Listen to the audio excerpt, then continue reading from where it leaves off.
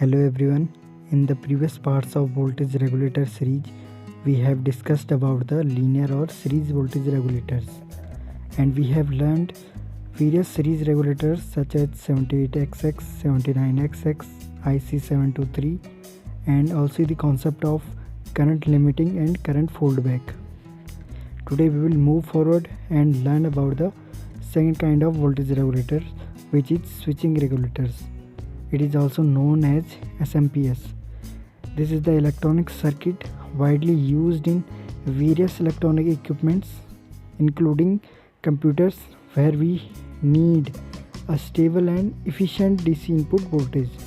There are certain limitations in linear regulators.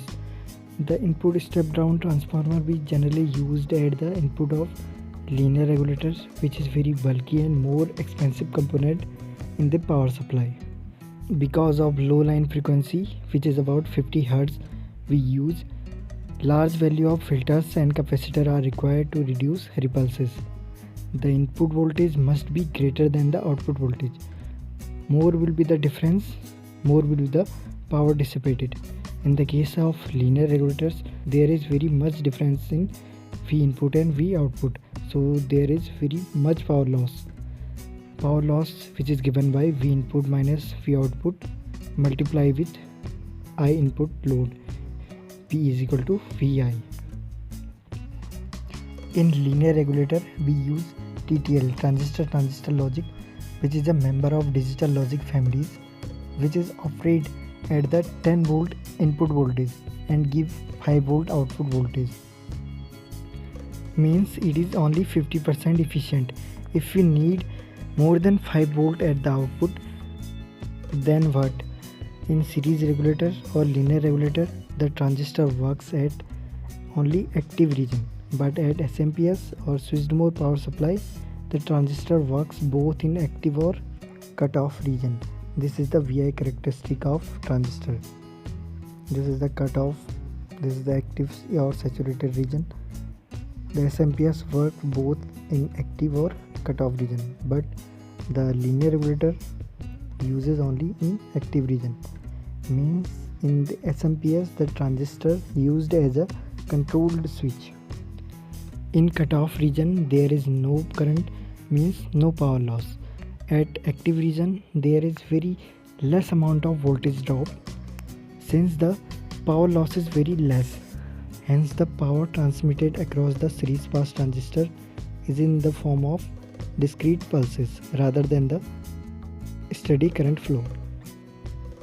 Hence, SMPS rely on pulse width modulation to control the average value of output voltage.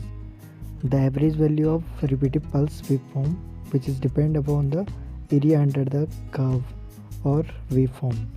If the duty cycle is varied, shown in figure, the average value of voltage change proportionally. Now it's time to make a circuit diagram of switching regulator or SMPS. I have break the circuit into 4 parts. By these 4 parts, you can easily able to derive a circuit diagram of SMPS. First is rectifier circuit, second is power transistor circuit, third is filter circuit, fourth is PWM generator circuit.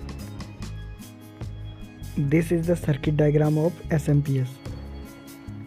This is the bridge rectifier circuit, this is output filter circuit, this is flip-flop or PWM generator circuit, this is input voltage generator, and this is we have load here, DC output voltage V0. We will connect the rectifier output with the emitter of power transistor or series pass transistor.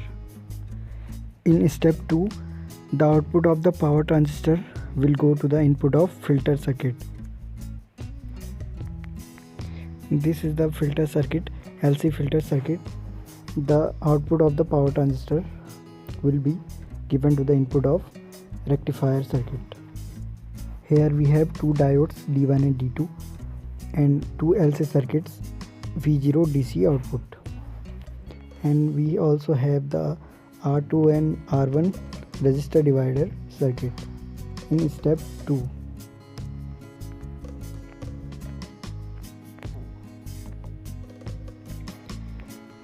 In step 3, we will make a pulse width modulation generator circuit.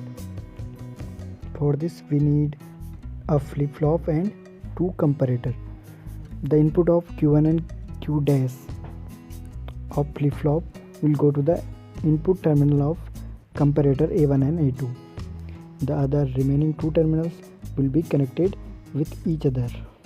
And this short circuited connection is connected with the 40 kHz triangular waveform pulse width modulation generator or reference voltage comparator V1 here. We have get from the filter circuit V0 sample. This is the main part of the circuit which will drive the whole circuit, which is also known as steering logic circuit. Now in the fourth step we will connect the output of both comparators A1 and A2 with the base of power transistor Q1 and Q2.